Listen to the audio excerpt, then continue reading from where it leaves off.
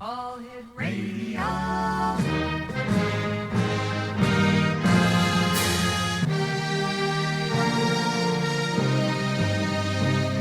Welcome to the X Zone, a place where fact is fiction and fiction is reality.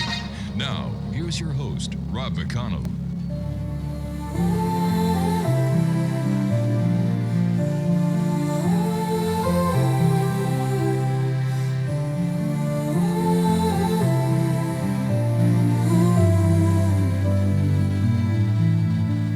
In the twilight's hush, where shadows whisper low, a silver glimmer streaks across the sky aglow, with a haunting melody.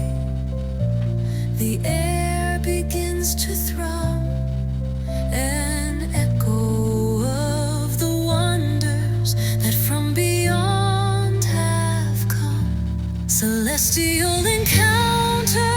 And welcome back to the X Zone, everyone. I am Rob McConnell, and for the next 2 hours, I'm your host and your guide as together we cross the time-space continuum to this place that I call the X Zone. It's a place where people dare to believe and dare to be heard. It's a place where fact is fiction and fiction is reality. And we come to you Monday through Friday from 10 p.m. until midnight, right here on the X Zone Broadcast Network, Talkstar Radio Network, Mutual Broadcast Network, and your hometown radio, Classic 1220 CFAJ AM, here in St. Catharines, Ontario, Canada, that stream us on classic1220.ca. Tonight, in this first hour of the X Zone Radio Show, we dive headfirst into the shadowy realm where folklore, the paranormal, and the wonderfully weird collide. Our guest is VARLA Ventura, author, researcher, and modern-day folklorist, whose work explores everything from banshees and vampires to haunted objects and occult history. With her trademark wit and chilling insight, VARLA peels back the veil of the strange but true tales that linger at the edge of reality.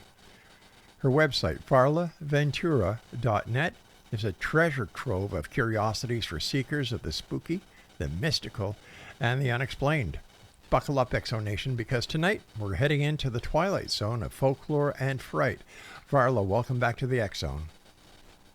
Oh, thank you, Rob. It's so nice to be back here.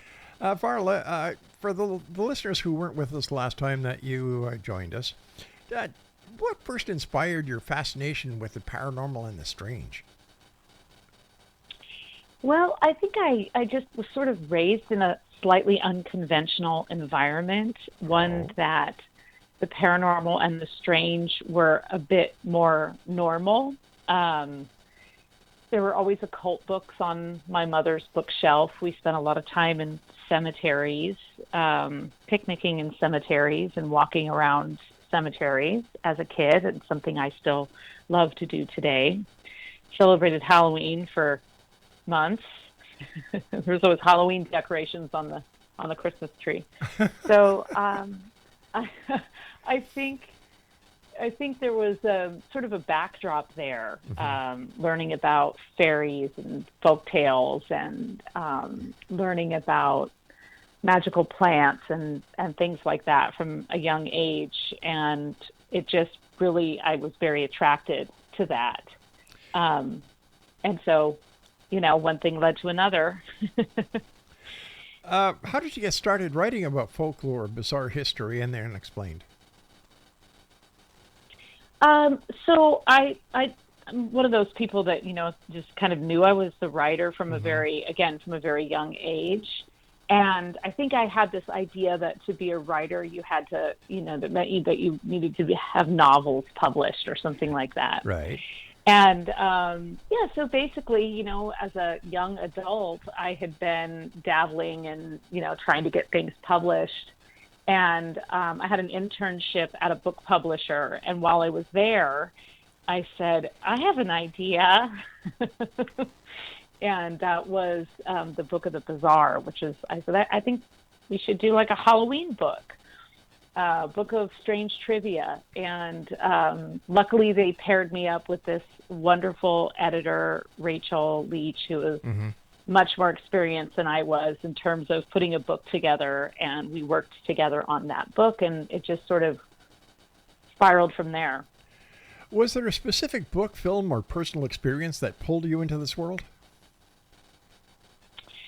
Oh, well, I was exposed to, I saw The Shining when I was very little. I think, I don't even think I had started school yet, so I was probably 4 years old or something like that. So that certainly tinged things for me. But I think in particular, when I was about 7 years old, we lived in the San Francisco Bay Area, and we moved to this really rural part of Northern California. And that was, I had just sort of been entering into my Alice in Wonderland / fairy tale phase. So to me, moving into the middle of the woods was like glorious.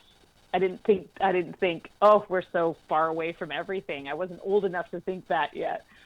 So, and we spent a lot of time reading by kerosene and candlelight, and we read all of the Hans Christian Andersen fairy tales, which are terrifying, and all the Grimm fairy tales, and a lot of the kind of old romantic classics. Basically, we just had a bunch of old books, and we didn't have television or much else to entertain ourselves besides the woods and these old stories. So you go and you sit and you read a fairy tale about a little girl who finds this flower in the woods that transforms her or something, and then you go walking through the woods looking for that flower. So I think that was kind of my segue into the world of like really falling in love with finding out the stories behind other stories. I'm just imagining a Christmas tree decorated with Halloween. It's a tradition in my house now. It is, eh? You put a few jack-o'-lanterns on there. Well, there you go. So who comes to your house? Is it Santa Claus or the Good Witch of the North or the West or wherever she comes from? Yeah, or both. Both, right? yeah. Now, you've been or called... Krampus. There you go. You've been called a modern-day folklorist. How would you describe what that means? So I think what that means for me is that a lot of what we have in the folkloric record is recorded during a very specific period of time. A lot of like what we have that's quote unquote modern was recorded during the Victorian era and 16th, 17th, and 18th century, but really a lot in the early 19th century. And during that time, people who were recording those things weren't always sympathetic to the locals, shall we say. So I think that you have to remember that you've got somebody who's may or may not speak the native language, or they're interpreting it differently. I mean, and this applies to volumes of Welsh folklore that has been misinterpreted over the years. And then you have also, you even see it in like the Hans Christian Andersen. You see these old stories that were told, like oral stories that were told for centuries. And then suddenly there's a moral about how you should go to church.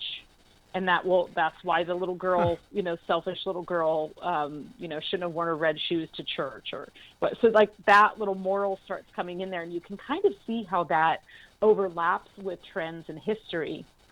And so I think as a modern folklorist, you're looking at that big picture, you're looking at the historical context, and you're also sort of reading between the lines and trying to sift through. And I always read multiple versions and multiple translations of a story that I'm studying because, and then I try and find out who the translator was or more about the author and what they were going through at the time. Because, our collectively our minds have evolved in different ways, and in some ways they haven't.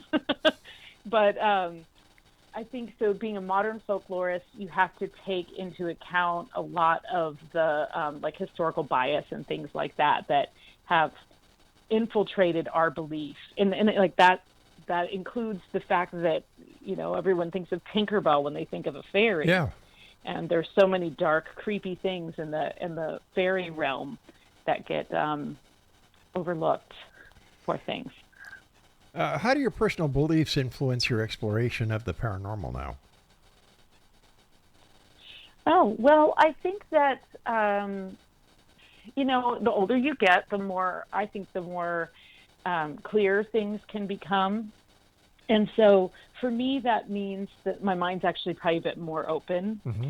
And when I approach anything, whether you're telling me a story of a haunting or an experience that you had, or I'm listening to someone's abduction story, I'm always kind of thinking of the story behind the story. Like I always want to know more. I want to know more about the context. And I think that I've also, in studying a lot of fairy tales and folklore, I've learned that it's not always important to prove or disprove if somebody had an experience or didn't, or if something was there or wasn't, because in that process, you kind of overlook the whole point of what the story is. And so I think that stories have multiple functions in our, in our society. It's not just one, proving that there was a leprechaun, but it's also kind of tells you more about priorities, or whether or not somebody believes in the possibility of magic and things like that. And so I don't get as hung up on this desire to produce, concrete evidence, and I get more interested in the shared story and that collective experience.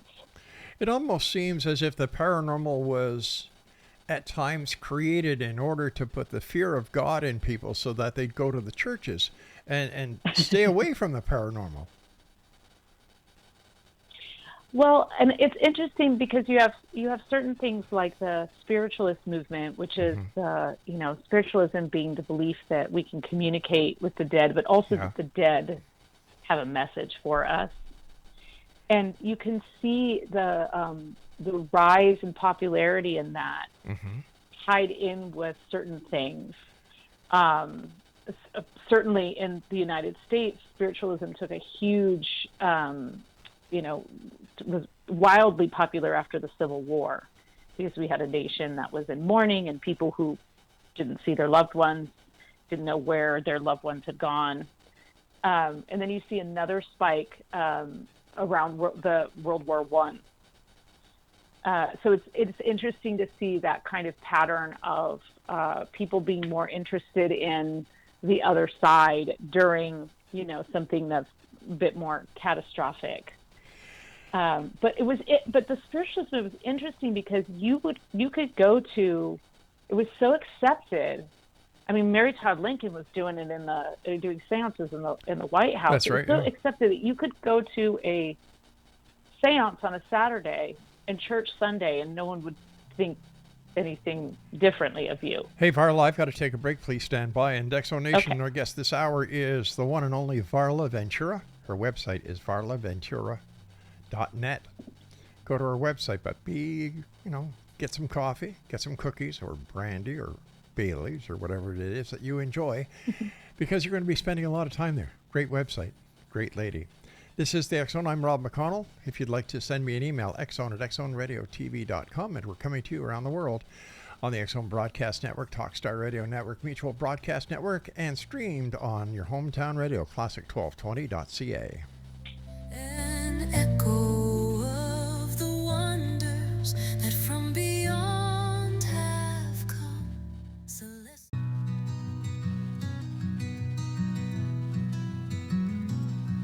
The sun broke through like a whispering sigh, painted gold on the tears in your eye. The clock ticked loud in the hollow of time. We stood at the edge of a long, lonesome line. Words got caught in a tangled embrace. Too much to feel, too much to face. This is the day of goodbyes, my friend, where every moment must find its end.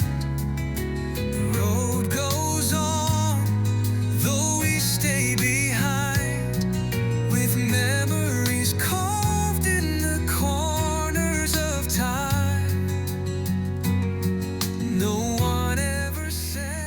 Varla Ventura is our guest this hour. Her website is varlaventura.net. And you've authored books like Banshees, Werewolves, Vampires, and Other Creatures of the Night. What is it about these creatures that captivate the readers, even now in this day and age? Well, I think we all love a good, sort of a good scary tale. And, I think sometimes we enter into thinking, oh, fairy tales, this will be cozy. Yeah. And it really rarely is. I mean, if you're reading some of the old stories, or you're going back, really, basically, if you're going back prior to sort of the Disneyfication of a lot of those fairy tales, you're running into, chopped off body parts and poison plants and all manner of things. So I think when it comes to, like, I kind of call them magical creatures. Like, I think of fairies and pukas and changelings and banshees and mermaids. They all actually fall into the kingdom of the fairy, and I sort of think of it the way I think of the plant kingdom, like this greater kingdom, and then there's all these classifications under it.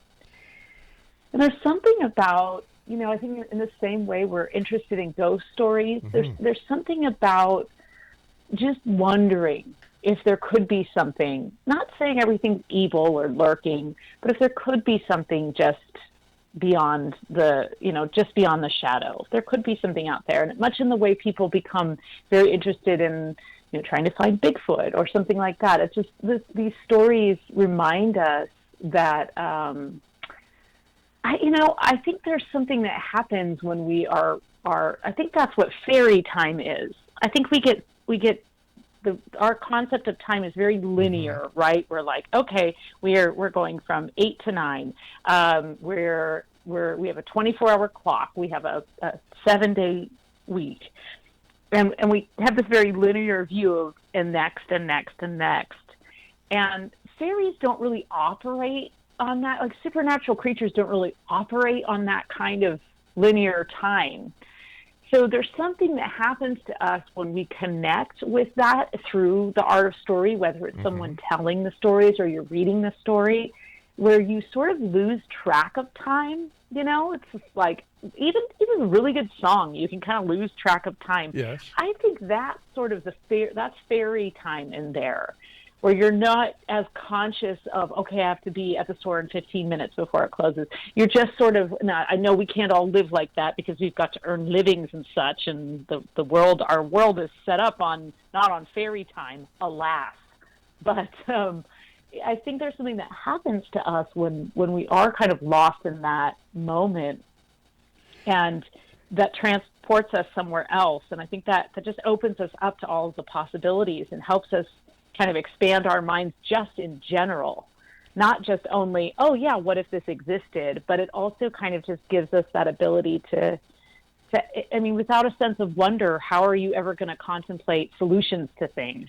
You have to have creative thinking to problem solve. So I think, fairy tales are a healthy way to practice that. Is it also possible that these realms of fairies or ghost hauntings, things that go bump in the night, Bigfoot, they all elude reality because they can never be, they up to this point have been never proven to be real? And is it the quest to prove them as real that continues the innermost part of us to want to believe, and yet we also want to prove? Yeah, absolutely. I mean, even if we were, even when we get, what we might consider evidence, I mean, you still have to make your own mind up about whether or not you're going to accept it. I think it's harder probably today than ever because of the advancement of, AI technology and things Right. to manipulate images and videos. So it's so hard unless you're right there with the person or witnessing it to like fully believe that it's not some kind of hoax or something. But I think, yeah, it's that it's also that sort of adventurous part of us, that part of us that wants to solve the mystery, but that it's a mystery that really won't ever be solved because so much of it is open to interpretation. And one thing that I really enjoy in speaking with people in the paranormal community is hearing their different points of view. And, I don't think anybody's saying this is what a ghost is. And if they are, then, okay, you can get off your soapbox now because you don't actually know. But I like to think about, what is it? What is it to you? What could it be? And it's sort of ever evolving. And so because of that, it's like, it's like being in a giant laboratory. It's like, well, what if we put this with this? What happens? And so I think there's that insatiably curious part of so many of us, the paranormal becomes an outlet for, because it also allows for some magic in there too. So it's not necessarily like a hard science. You get to have a little magic and the occasional like tarot readings thrown in. Plus, it also keeps us a bit of that child in us all, where we live in a world that is based on what we call reality. But what if there was something that we just can't understand? What if, like, Santa Claus comes on December the 25th. Well, except in your house where it's a witch that comes on December the 25th. And kids around the world believe. And belief, in my opinion, is the strongest power in the universe. Yeah. So absolutely. When researching folklore and legends, how do you separate exaggeration from the possible truth? Oh, well, that's always the challenge, isn't it? Now, in my most recent book, which is Enchanted Plants, and that's an exploration of fairy tales and folklore through a botanical lens, it was a little bit of a different approach because I was specifically looking for stories where the plants were really central to the story, kind of main characters. And so it was less about what the lesson of the story was and more about how the plant sort of influenced the story. So that one had like fewer problems in that regard. But, that's why I like to try and read multiple versions. In fact, something happened when I was researching that book where I had read multiple versions of Rapunzel, and Rapunzel starts out with this enchanted plant that the wife, Rapunzel's mother, can't stop eating and gets her husband to steal it from the witch's garden, and that's where the whole like you have to give me your firstborn child thing happens. And I read multiple versions of that. I was very familiar with the story, and I was including it because I remembered that an actual enchanted plant started the whole thing off. And lo and behold, one day I was reading a completely different translation that I had not seen before from about 1850. And it actually referred to the plant, which we call rampion. It referred to it as Rapunzel, which is the German word for rampion, which is where the Grimm brothers got the name for the title character. And so that was a great example of every other version said she was growing a bed of rampion. And then I found this one that said, she was growing a bed of Rapunzel. And once I saw that, I went to the library and found a different edition, and that also had it in there. So that was very eye-opening for me because I didn't know that, and that was kind of the whole point of my book. So that was great. So I had some, some backup there. But it also showed me that translation is so different each time. And of course, separating. So sometimes when people are telling me stories, I just get this feeling of whether or not I believe them. And I can't really explain, how that comes about. But in many of my previous books, I've included other people's stories and experiences. And so some of it you have to kind of just go with your gut. Like it's you can tell me anything. Am I going to print it or put it in my own story and quote you? That's where I have to sort of discern between, exaggeration. And so that's sort of more like people stories. But with fairy tales, there's so much exaggeration.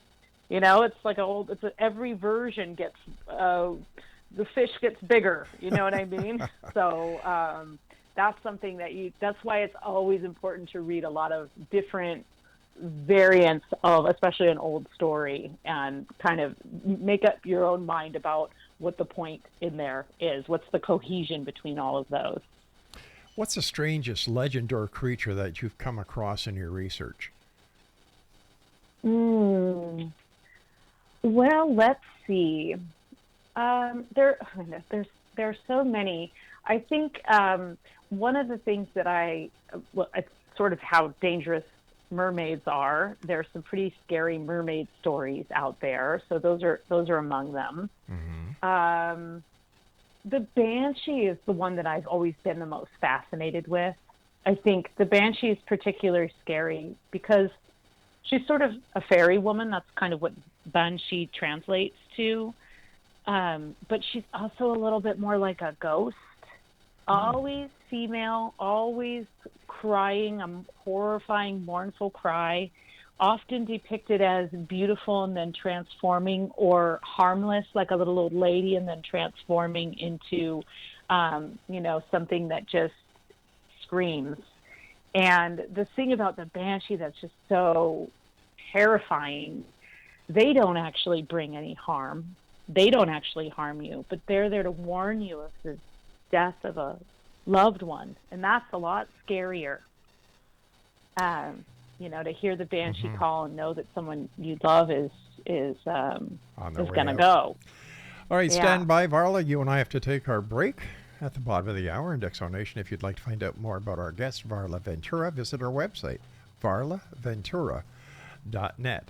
This is the X Zone. I am Rob McConnell. We're coming to you from our broadcast center and studios in St. Catharines, Ontario, Canada, on the X Zone Broadcast Network, Talkstar Radio Network, Mutual Broadcast Network, and your hometown radio classic AM 1220 CFAJ right here in St. Catharines, Ontario. And they stream us at classic1220.ca. Whatever you do, don't go away, because we'll be right back after the short break. This is the day of goodbyes, my friend, where every moment must find its end. The road goes on, though we stay behind, with memories carved in the corners of time. No one ever said it.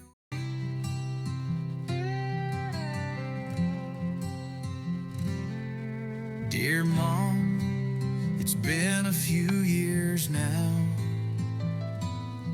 since Jesus called you home somehow.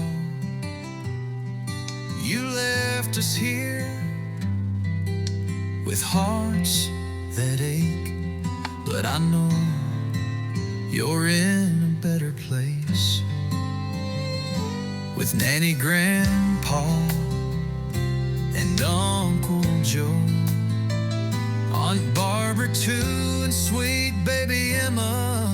You know you're free from pain, you're safe and warm in heaven's light past every storm. Do you walk with angels hand in hand? Do you dance in skies of velvet sand? Do you smile when Dad looks up and speaks your name? Do you send us blessings through the rain? Though I never got to say. And welcome back, Exo Nation. Our guest this hour is VARLA Ventura. Her website is varlaventura.net. You've written about haunted objects. Can you tell us about a real chilling haunted object that you've written about? Well, one of the, it's always those haunted dolls that always get to me. Ooh, Chucky's? And several years ago, I went on a trip to Key West, Florida with my mom, actually. It was great. We had a great time. And we went and we visited Robert the doll. And I don't know if you're familiar with this story of Robert the doll, but he's kind of scary. And that's coming from somebody who doesn't get scared too often. The story behind him is that people have written like whole books about this, so I'll just give the short version. But basically, he belonged to a child, and I don't remember if the child died or just abandoned the doll. I think the child had died. And so anyway, this doll just sort of sat neglected in this attic, and these people moved into the house, and they started hearing sounds in the attic, and eventually determined that it was this doll, and ended up, donating it to a museum, getting it out of there. So it's very freaky looking. It's kind of an old-fashioned doll. I think he's probably from like the 20s or 30s. Burlap, Right. kind of burlap skin. One of the eyes is falling out. The clothes are sort of starting to molder through. And so actually, when we went and visited Robert the doll, the most interesting part about that tour, you have to ask permission to take photos, and there's all these letters around of people apologizing for not having asked because their life went south right after. And so my mom and I are just kind of mingling around, and then we walk over and we start talking to the docent. And the docents are always the best, right? Because they spend a lot of time in these places, and they care about. So this is a museum, and docents are volunteers, and they volunteer their time, and they're caretakers, right? So this person spent a lot of time in this museum, and the tours would come through, and then there's no one there for another hour. And so she started telling us some really great stories about things they couldn't explain, like they would walk in and he would be in a different position, and not as if he had fallen over. So I feel like the haunted dolls kind of get the award for most creepy haunted objects. I would imagine so. Do you think certain folklore traditions are actually rooted in real supernatural events? Absolutely. Yeah. I do fall in that camp. I don't think everything that we read happened exactly the way it would happen today. And so it's hard because we have this modern lens on things. I also don't subscribe to, the very socio-anthropological viewpoint, which is that every of the stories exist to teach us things. I mean, they do exist to teach us things. And I do think there's, morals and there's a purpose for stories. But sometimes in that that viewpoint, you get the idea that that's the only reason the stories are there, that they're there to keep people, keep the children from going in the swamp. That's why the swamp monster exists. And there's an element in truth in that. I just don't like to dismiss the authenticity of the stories based only on how I think, our modern society would use them. I think that's a mistake because there's so much in, indigenous wisdom around the world that doesn't, again, fit in that linear time frame that we're trying to put everything in. And so I do think, not only do I think that a lot of these are based on, actual occurrences, but I also think that around the world, certainly in my experience and in my research, around the world, we use different words for things, and across time we have also used different words for things that seem very similar. So there's a lot of connection between, different types of creatures, and we can't get just hung up on a word because one person's hobgoblin is another person's brownie. So it kind of, it changes. And then I also found this really compelling connection between sort of like domestic fairies that will, some people call them, again, hobgoblins, goblins. Goblins are something else to many people also. Brownies, dobies, all of these kind of like domestic impish-like creatures who will help you clean and protect your livestock and look after you, as long as you're not not lazy, basically, and expecting them to do everything. And you have to give them an offering every night of like a good meal. You can't just give them leftovers. But there are all these stories about objects missing, missing keys, missing jewelry, all these kinds of things, objects moved around seemingly by invisible hands, and then people, especially children, waking up with scratches on them. And I thought, well, that sounds just like a poltergeist, right? That fits the description of a poltergeist. Yeah. So I think there's also some things that have been happening, and we have different words for them now. I saw a sketch in this book of British folklore from 1858, and the sketch of what was a puka by one of by the author, I think, did the sketch based on the description someone was giving him, and that looked like a sketch I've seen of, somebody drawing a gray, like like an alien-like creature, and that's really kind of got my mind turning, like, oh, maybe we're just describing the same thing with different words, but similar behaviors. Missing time, not a little bit of confusion and mixed memories about what actually happened. That's good. Abduction, fairy abduction. There's a lot of similarities there. Have you ever participated or observed any ritual that left a lasting impression? Oh, absolutely. Quite a few. I would say one of the greatest rituals that I was fortunate enough to be in attendance, there was a woman named Lady Olivia, and she's passed away now, but she was a priestess of Isis. So that was sort of her sect of magic. And she was an Irish witch, basically. I mean, she's just a fabulous woman, and notorious in the area. I think she was kind of down in like the Wicklow area. And so she actually was visiting, so it turns out, well, my mother is a priestess of Isis, and so are several of her friends. And so this woman came, and they performed some rituals together. And one of them I was actually invited. You didn't have to be it's not one of those things where you have to be part of that inner circle to participate. And so we did, I believe it was like a midsummer festival, and we did a ritual. I mean, I just sort of stood in the circle, and they performed this ritual. And she just had this magnificent light about her that really, you could really feel it. And you could really feel that what she was working for was the good of the world, the good of like everyone that was present there, and not just, hey, look at me, I have a big sword and I'm a super smart witch. And it was really powerful for that, because it actually happened at a time in my life where I really needed to see that, and I needed to be taken care of along with all of my friends and neighbors.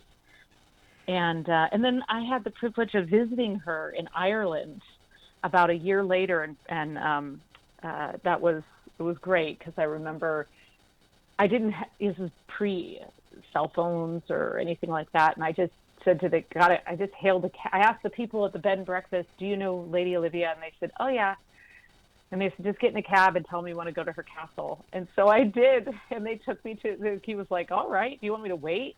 And the cab driver actually waited for me, because it was so far out there that, he didn't know how long I was going to be staying. I think he wanted to make sure I was going to leave the castle safely. But so that was a really powerful one. What are your thoughts on how pop culture portrays witches and the paranormal beings these days? I mean, mixed, right? Like, I kind of love it. I grew up on the hocus pocus, witches of Eastwick. I practical magic. I like that interpretation of witches.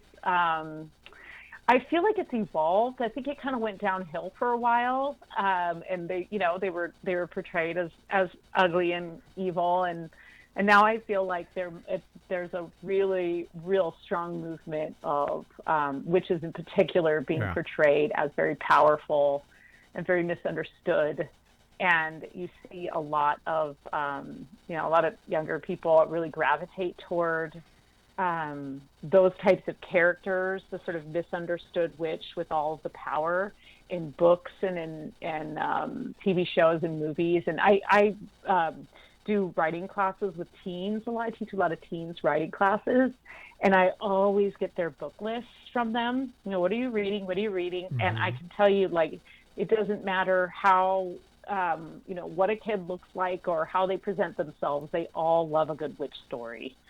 It's fantastic. So I feel like it's evolved quite a bit. And there's such a movement to recognize the misunderstanding and the misinterpretation and the egregious acts against women and men who were accused of witchcraft, and that witchcraft isn't a crime. No, it's not. And there's, such a movement to acknowledge that now.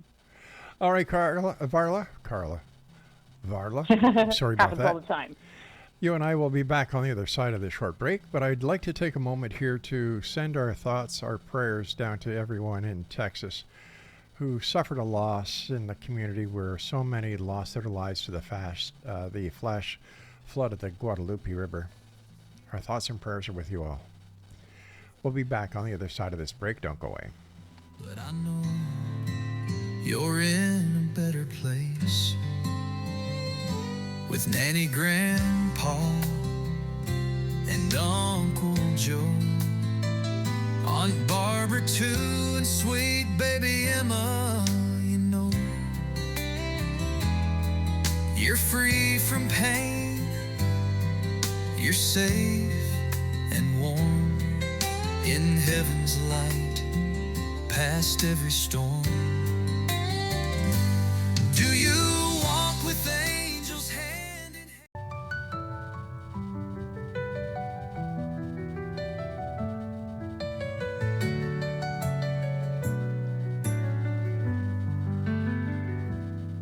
Some days I walk, some days I crawl, some days I can't feel much at all. My body's a maze that I try to read. Every step forward, a silent need. But I won't let this break who I am. I've learned how to fight, learned how to stand. I may fall, but still I rise. Through the pain, through the tears in my eyes. This road is long, but it's mine to tread. With every sunrise, I lift my head. I won't be defined by what I can't do. Still I rise, and I always will too. Varla Ventura is our guest this hour, www.varlaventura.net. First of all, Varla, thank you so much for taking time out of your busy schedule to join us here. It certainly is appreciated, and you're more than welcome to come back anytime to talk to us about the strange, the weird, the bizarre, or the, the witchcraft Christmas tree. We were just talking about... My pleasure. We were just going to start talking about the men and the women within witchcraft and how they've had a bum rap throughout history. When you look at the witches, they were Mother Earths. They were guardians of the earth. Where did they get the negativity from?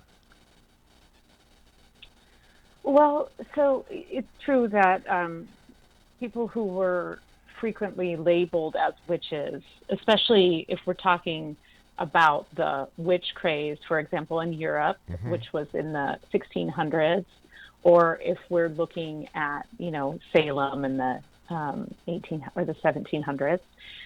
But people who were accused, now that was a little bit of a different case. You were accused of being a witch just for looking at someone sideways in Salem.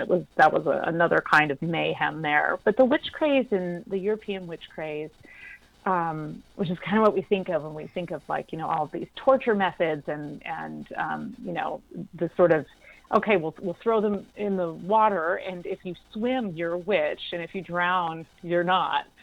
But you did have people who were, a couple things. One, you had healers.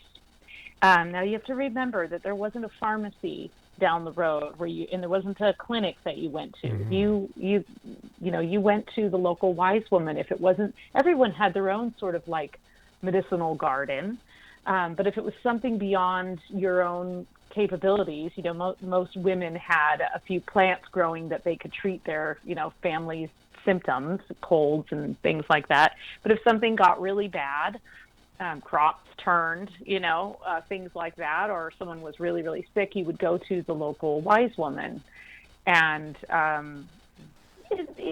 folk medicine had a lot of elements to it. And remember, we didn't understand what germs were. We just, that was just evil leaking in. Right. So garlic is a great remedy for germs, and garlic has traditionally been used to ward off vampires, aka evil, something that would be life draining. So you had that sort of like knowledge. The other thing that really turned the tables is that there were women, often widows, who had large tracts of land, and these women were very vulnerable, right? Because society is still set up in many ways based on the idea that a woman doesn't have ownership of something; it belongs to her husband. So if you had a widow with land, then you had someone with power. And that was, a woman with power, especially as the Catholic Church was really pushing its agenda as it's moving throughout Europe. Those two things were in great conflict. So a woman with a lot of land and power, a woman with a lot of knowledge, and it was believed that knowledge wouldn't necessarily be hand in hand with in other words, if you were sick, there was this misguided feeling that God would take care of you and that all you needed was prayer, but you really probably needed medicine. And so there was this conflict there as well between the church and, sort of the healers. And then it got into, so that's just sort of like on the surface level, but then it really got into that, the slippery moral slope, which is when the devil got brought into it. Most witches don't actually believe in the devil. It's the funny thing. But once you throw the devil into the mix, then it's hard to shed that reputation. So you had, rituals that were connected with the earth and with abundance, rituals that were connected with, honoring the dead and asking the ancestors for guidance through the cold months. All of these things started being sort of commandeered and said that they were negative or said that they were evil. In fact, I learned sort of more recently, I read an article a couple of years ago about all of the mermaids that are depicted in churches in Ireland. There's probably 16 churches in Ireland, old churches, that have these stones depicting mermaids. And it was like a historian and an archaeologist who had found a new one. And they basically were talking about so my thought was there were probably mermaids. There's probably mermaid lore traditionally in that area. And what they believe is that the mermaid stones were placed there because people already believed in the mermaid, and they were actually they're depicted often with like a mirror, and it was to eschew vanity. But yet they were, showing the effigy of the mermaid, which I just think is fascinating and, probably a topic for another time. It truly is. I mean, you had, it's like, there's mermaids in churches. Okay, this is very interesting. This is a real, sort of overlapping of time. You can see that. So basically then you just had all these people starting to accuse it's kind of started out with the vulnerable in society, older women, single women, but then it just erupted into a fever, right? So then it was just like, well, I want, I would like your land. Oh, my crops are sick. That's because I found this poppet that you buried under my, tied to my garden gate. I mean, it just didn't matter. Once, it's much like media today, right? Once the story's out there, even if you find the truth eventually, it's hard to remove that from the record. It's like it kind of takes off in that way. And it was also fueled by, superstitions and a few diseases that were ravaging people at the time. There was ergot poisoning is thought to have been a big problem. It was a mold that grew on rye. And when eaten, especially like in a cooked bread form, it was causing hallucinations, and that was causing people to believe that they were seeing, people who were really just probably dancing around a bonfire. It looked like suddenly they were, dancing with the devil. Plus back then there was also a lot of myth and folklore based around things in their environment of the homes back then. And black mold was a big problem back in the early days. And as we all know, that black mold spores are very harmful and cause serious hallucinations. Yeah. And absolutely. So there's just all of these factors that kind of came together, and it just became, then it just got completely out of control. What's your take? Again, I'm sorry. Sorry. Go ahead. I was just going to ask you. Our time's going by so fast. We've got about 3 minutes left, and I just want to get your take on Bigfoot or Mothman. Oh yeah. So I'm I don't consider myself I just call them all magical creatures. They all kind of fit in the same umbrella, which sometimes makes the cryptozoologists cringe. But I mean, I think they belong in that same realm. They belong in that realm of the fairy, of the magic creatures. I mean, I'm not going to say, they're fairies, because I think, I don't know. But the thing is that fairies actually have the ability to reveal themselves when they want to. And so they do cloak themselves in. There's a so-called cloak of invisibility, and it was gifted to the fairies to be able to disguise themselves because, humans aren't always trustworthy. And so I think a lot of these supernatural, magical, cryptid-type creatures have that same ability. Like, they can cloak when they want to. I mean, I think they're both real on, as and in the same kind of level of that, like, sort of linear versus circular plane of thought. I think that they exist, but what they are, for example, I think Dogman is just another word for a werewolf. Yeah. And I get in, sometimes people don't agree with me on that, and that's fine, but I mean, it's a half canine, half humanoid creature. The argument being that we don't always witness it shape-shifting, but we didn't really witness werewolves shape-shifting. We just knew that they had gone into the woods one thing and come back out the other. So, again, like, I think they're sort of not in our linear time frame, and sort of blipping in and out on their own schedule, and we get to see them once in a while. VARLA, that time has come when I must say so long to you. I want to thank you ever so much for joining us, and please don't be a stranger.